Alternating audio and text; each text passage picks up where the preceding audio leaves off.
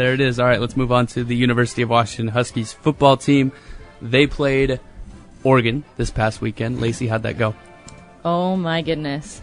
So we can just do a quick recap because I know some of my friends who are Oregon fans are a bit sensitive to this one. Just after every single touchdown, it's another stab in the side, or think of Kellen and his acupuncture, little needles just sticking in you. Like, we'll get there. My gosh. We'll get there. Yeah, can we please get there one of these days? We'll get there. We'll talk about that soon. Anyways, for the first time in 12 years, the Dogs annihilate the Ducks, and it feels so good. Browning was named Offensive Player of the Week on Monday after breaking a school record with 8 touchdowns in a single game. Browning ran 2 in himself and threw 6. He was 22 for 28 for 304 yards and no interceptions. Talk about an incredible stat line. Sounds like a perfect game to me. Who else stood out for the Dogs for you guys? I would go with Myles Gaskin. Now, Myles Gaskin had over 200 yards rushing, had 202 yards overall, averaged 12.3 yards per carry. Oh, my gosh. 12.3. This guy is running like somebody stole his wallet. It's so much fun to see. As a receiver on the receiving side of the football for the Huskies, John Ross, 9 catches, 94 yards, 3 touchdowns, a possible Heisman candidate, along with Jake Browning, which you'll get into, Drew, later on, and Dante Pettis. 8 catches for 134 yards and 2 touchdowns. And I thought that going into this game, it was going to be a great test for the Huskies. Just came off a huge win over Stanford. We're going to play in Eugene, Oregon, who like Lacey said, hadn't won a game in 12 years against them. Haven't played very well in Eugene especially. For them to win a game after winning a big game, and the way they did it, what the score was. Again, I keep checking these Husky scores. I'm like, that's got to be a typo. No, this is real stuff. It's so much fun to see. These guys are on a roll. They can make it to the Final Four. I really believe that.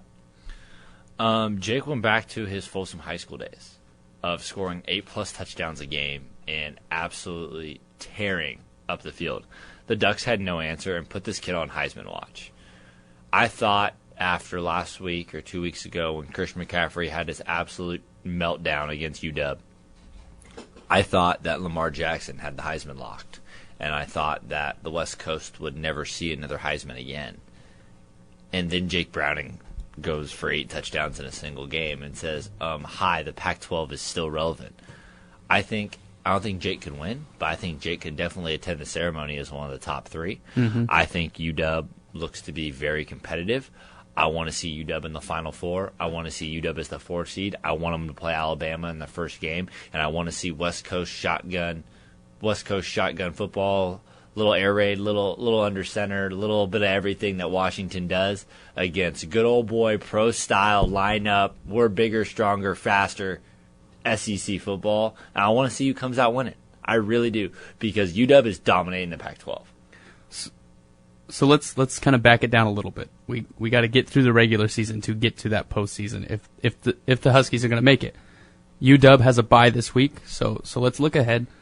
The only game that looks to be noteworthy before the end of the regular season is the USC game on November 12th. Everybody else on that schedule looks to be a team that the Huskies can take advantage of. Right? No, nothing really popping off the page besides USC, who were in the top 25 when the season started.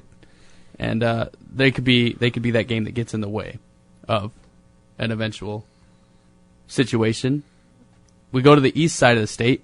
We see that WSU's toughest opponent could be Arizona on November 5th. Arizona took the Huskies to the limit. They took them to overtime. So that could be a good test for WSU. What I'm getting at here is that both UW and WSU, the 2 Washington schools, could very well be undefeated heading into the Apple Cup on November 25th in Pullman. It could be for the Pac-12 North title, that Apple Cup game, which Kellen's got a big grin on his face right now because football fans in the Northwest have been begging for.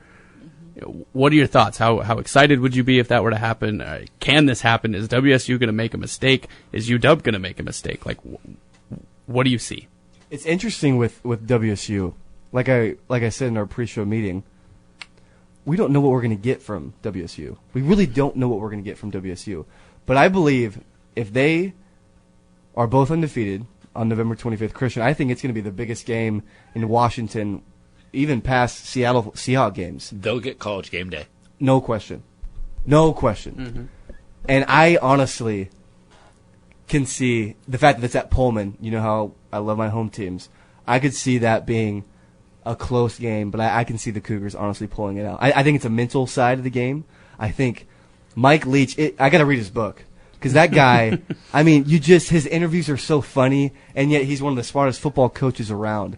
And I truly believe that would be a game that would be worth driving to. You know, I mean, it would be, yes, you want to be in your cozy South Hall, Drew, but to be in that atmosphere, you know, with your hot chocolate, I mean, it could be a snowing, I mean, who knows what it could be with Washington weather.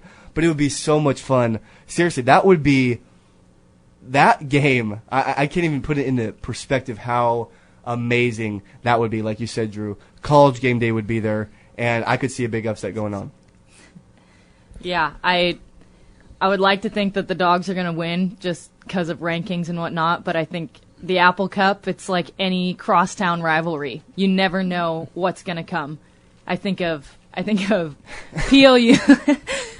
Christian's giving me thumbs up.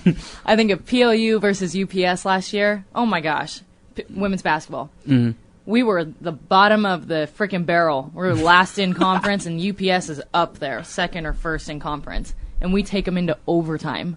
Unfortunately, we should have won. We end up losing by whatever, 1 or 2. But it's games like that. You never know what's going to come out, regardless of rankings or statistics. It's fun to watch. The Apple Cup could be in London for all I care, and UW still has better talent, much better coaches, and still a better, much more buttoned-up program. There's no acronym, and there's no saying, and there's no nothing for the Dogs, but you can coug it. Mm-hmm. You know what I mean? There's nothing for the Dogs, but you can coug it. That is a saying that is used up in these parts. Also, the WSU coach, speaking of buttoned-up programs and put-together programs, had effectively called his team a bunch of heartless little girls and said the team had emotional state and atmosphere as that of a JUCO women's softball team. When you say things like that and make those sort of remarks, it just kind of shows, like, just immaturity in your coaching staff, 1. 2, just no loyalty. You don't have your guys' backs. And 3, it just shows your program's not buttoned up. But it sounds like the WSU Cougars football team listened because they beat Stanford by 30. They did respond. They did respond. So maybe it worked, but it's a Phil Jackson analogy, Drew. Phil Jackson will call his players out publicly, might not do it to the locker room, but he'll do it publicly. His players will hear it and say, wow, look what Coach just said. Let's go show him. Mm-hmm. It's a different way of motivation. It's a sight game. I just can't believe he said that in a press conference. I just think it shows that program's not buttoned up. Mm-hmm.